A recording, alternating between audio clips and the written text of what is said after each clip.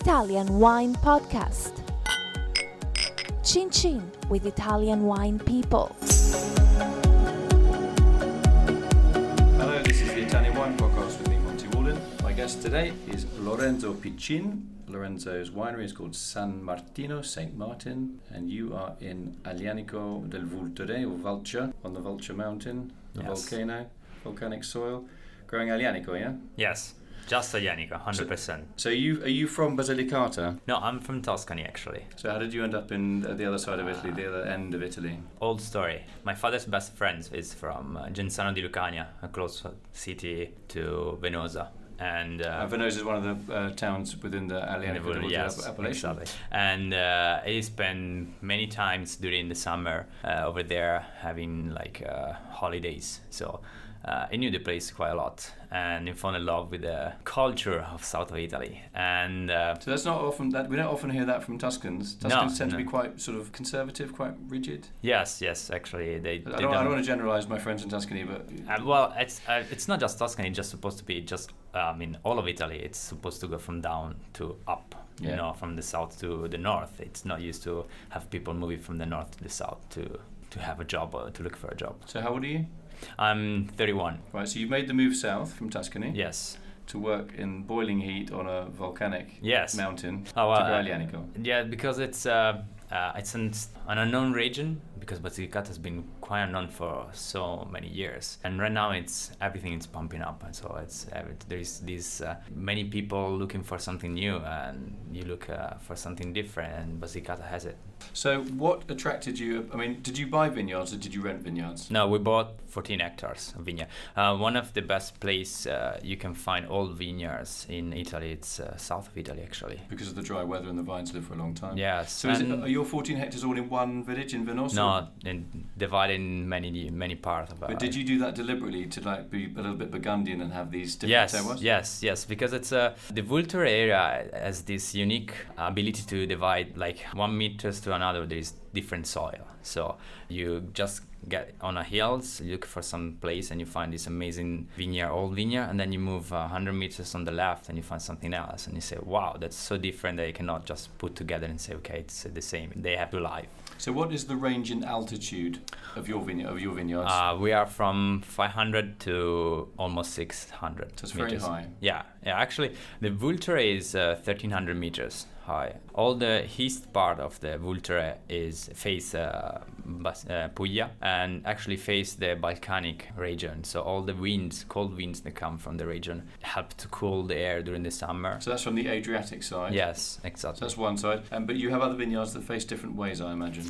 We have, actually, the best part is just that there are many hills, so you cover all the area from 360 north. Yes, degrees. Exactly. So when do you normally pick your Aglianico? From the middle of October. It's one of the last harvests in Italy. Yeah, it's incredible, isn't it? Yes. How close to Christmas you are, and you're still fermenting wine and making wine. Yeah, and just even in the south of Italy, actually. So you think it's south of Italy have this harvest at the middle of August, sometimes beginning of September, but we are way later. So you put the capital city of the Basilicata region is Potenza. Yes. I've got to mention my mother-in-law, that's where she's from. And it is one of the coldest cities in Italy. Yeah.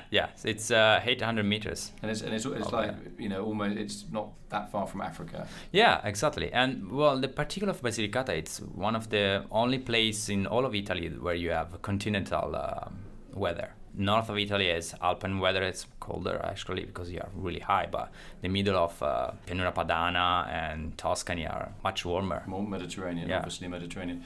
So you got your vineyards. What were your criteria for the vineyards? Was it old vines, bush vines? Old vines. Are they all bush vines, or do you have some on wires? We have Guyot actually, because we moved from Alberello. So you moved from bush vines? Yes, and then because it's easier to work with them. To manage. Yeah. What are you looking for when you pick? Do you pick on flavour ripeness, sugar ripeness, or just you're hoping it's all going to ripen before winter sets in? I'm looking for something elegance, the balance between everything. I don't have too much sugar because high alcohol, it's out of fashion. Yeah, I mean, not just a fashion. I don't like it. It's way too much for everything. So it covers all the flavor that you want. So winemaking, you fermenting in stainless steel, cement? Both, wood? Stainless steel and wood. And wood. I studied enology in Piedmont, so I'm kind of to the old style of making wine in Piedmont, and I'm looking for. I mean, in the past 4 years, I was trying to move to long maceration and big oak. So I'm making some example of for the first time with Aglianico del Vulture, long maceration, like 60, 70, 99 days. That's very long. Yeah. But why are you doing that? For softer tannin? Softer tannin and more elegance, actually. Most of the people think that if you want to have less elegance, you need to extract less and for 7 days, 10 days, and it's exactly opposite, actually. But doesn't the success of that long maceration depend on you picking everything really right? The right time, yeah. I mean, like flavor right rather than just numbers. You don't have to push over. I mean, you don't have to have overripe raisin. Yes, you don't want. So do you de-stem everything? Yes, I have a machine that does this job perfectly. Optical yes. sorting, do you have that? No, I have the Pellenc actually. Not the optical, but the just the one first. So it's the same machine that works in the vineyards, but you can buy it and put it in the cellar. Okay. What about your main markets? USA actually. How did I get? Yeah, you know. No, but you're very modern in outlook, and what you know these. We can't really generalise, but you're really looking for that smoothness. Southern Italian reds can be bruisers; they can be pretty unforgiving sometimes, and you're looking for that smoothness. So it kind of makes sense that that's the market you're focusing on. What's your story when you go? They point you to have these old vines. I'm a young guy. All the sort of stuff. What is it that helps you connect when you go and meet a bunch of American importers, distributors, or retailers? Something different, something new. I mean, most of the people think about Italy. South Italian wine, really powerful, strong, heavy. Heavy, and tannic. Yeah, that's it. Alcoholic. The main road was opened by Etna. Etna showed the people that south of Italy could be something different. So why didn't you go to Etna? Instead of you got your mountain wrong. Yeah, because Etna is already done. Right. I mean, I want to be something new. So. But, I mean, in terms of price, you must have looked at Etna and looked at the prices of vineyards there, and then Vulture or the Vulture in Basilicata. Was there a price advantage too? Well, of course there was a price advantage too, but actually in the beginning of the 2000, everyone in South Italy was quite cheap. Everything was not. So when really did you buy the vineyards? Me for San Martino was 2008. My parents moved there in 2004. Your parents they were Tuscan, weren't they? Your parents? Yeah. Well, the story of the vineyards and the winery, it's a little bit like my father moved there, built our family winery, and Which is called? Grifalco. I started study enology school in Piedmont, and I wanted to do something by myself because most of the time was a fight in the cellar. You know, you have your father with your idea, his idea, and they were right idea, so you don't have to. He built a history of the winery with the Grifalco and even in Montepulciano in Tuscany before, but I wanted to try something by myself, so I started doing my own style, and people like it. So does he like your wines? Yeah. What does he say? He say that is he a bit grudging? Well, it's okay. No, I say they're really good. Has it made him change his way of making? Yes, wine? I'm the one making wine right now. For him? Yes. I hope you charge him a good fee. Yes, I took everything, all of it. So. Okay, so that's good. So happy families. Yes. At the end. Yeah. Okay. Oh yeah. What about the culture of the South? Obviously, you're from Tuscany. In terms of you've grown up there. Obviously studied in Milan, but the food that you eat. How do you get on with Southern Italian cuisine? Do you find it very heavy? Do you find it a refreshing change? Actually, it's a pure cuisine. It's really pure. So that doesn't mean bad. It means it's no.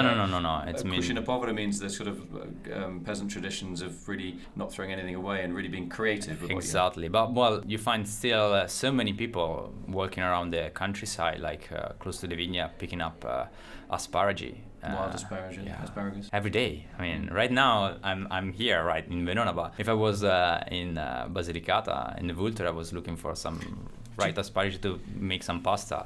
That's mean. Do you get wild mushrooms on the Vulture or not? Yeah. You do have it, and you have still. Boar? Yes, you have cinghiale as well. Well, you have chestnut. So you can make flour from that to make pasta. What about capriolo? Not so many, actually. More wild pork. Oh, so you have wild pigs as well as boar. Yeah. And what about birds? Do they shoot birds around there or not? Yeah, actually, you cannot shoot birds like a falcon because it's the region for the falcon. You find falcon everywhere. I mean, Federico II wrote a book about falcons. So he was around in the 1200s, very famous. ruler of Italy and many other places. Very culturally, big cultural influence on the south. The falcon. Yeah. Did you go hunting? No, I don't like hunting. No, why? You don't like the danger of it, or you don't like the walking, or? No, I do love walking. I mean, I can walk for you're like. Thin as a rake. You're stretto come un pallo. I really like to run. Well, hunt, it's not my. I mean, my wife, it's a vet girl, so veterinarian. She's a veterinarian. Yeah. Okay. And what is your top bottling call? I mean, do you just make one wine, one red, or do you make I made 3 different red. Go on, explain. Entry level, the Siir. Desire. Siir. Siir. Siir. Siir. It's like a sir in English. That actually means father owner in the local language. So it's an Albanian dialect. Okay. Because many cities in Basilicata came from the Albania. Which is just across the Adriatic Sea. Yes, exactly. And the second wine? The second one is Arberesko. Actually Arberesko, but it's spelled Alberesh. That means people coming from Arberesh, Albanian people still. Okay. And then the third one is Kamai, the one you have it. And it's the selection of the best grape. Okay. So why the obsession with the Albanian names? Albanian name because they have this really big impact culture in the area. I mean, you find the Vulture area that has 3 main cities, Albanian city. Which are? Maschito, Barile, and Ginestra. They are all Albanian. Are they all part of the Vulture DOC? Yes, all of them. And they are all colony from the main city, Italian city, like Maschito is the Albanian colony for Venosa, because the people, when they moved from the Albanian region, people in the area didn't want to have them close. So you can stay here, of course, but you have to build your city on another place. So they build... so when did they come over? Running from the Turkey. So that was in the 15th century? 13th century? Yes, 13th century. So they've been here for a long time. But it's not like ghettoized. I mean, they don't have their own schools? No. They have their own language, actually. Still? Dialect. Yes, you can find their writing different. They have their own culture, really. So do you like their style of cooking as well? The influence, it's all around there. So what are the influences? It's really like fresh vegetables, peperone crusco. It's like a big red pepper, but not spicy. And you fries. You fry it? I mean, you let dry under the sun, Right. then you fries it, and then you broke over the pasta. And okay. they call it patatine did you buy on the... Yeah, like potato crisps. Yeah, crisps. Yeah, So exactly. they're red pepper crisps. Yes, but not spicy. So you can eat them whenever you want. Are they quite salty? You can put salty as well, but they are like more like sugar taste, but not sugar. But you seen as quite unusual. I mean, if there's still this, not disharmony, but the Albanian people that you are talking about, the names that you've chosen. Are you really into their community? I mean, do they know you? Do they know that you're into that? How come this Sienna, smartly dressed guy from a very successful family comes to the south? He's just another one that's just going to steal our ideas, or do they say, "Hey, it's great that finally we got some Tuscan, some"? They are starting knowing me. I mean, people working with me over there, and we work together very close in the vineyard, and we have, like, during the harvest season, we pretty much live together 24 hours a day. So it's like you know your people, and so they share the culture with you. Even if at the beginning it was difficult because you are from the north, they don't know you. And you're like, quite young. Yeah, right now, actually, being young has been more like a advantage, yes, because I mean it looks like my son. So I mean, for the South culture, a son, it's like the firstborn. Yeah, is like the little god. Yeah, exactly. So like, come here. You can have here whatever you want. You wanna come here for lunch, for dinner, whatever. And do you speak dialect with them or not? Well, it's really difficult. At the beginning, it was like I have problem with the fruna. And what's the fruna? Yeah, it's like foglia. I mean, leaf. Okay. So in Italian it's foglia, in dialect it's fruna. And what about the bunch? Il grappolo in Italian? I don't remember. In Italian, grappolo. Over there, I don't remember. Too many difficult.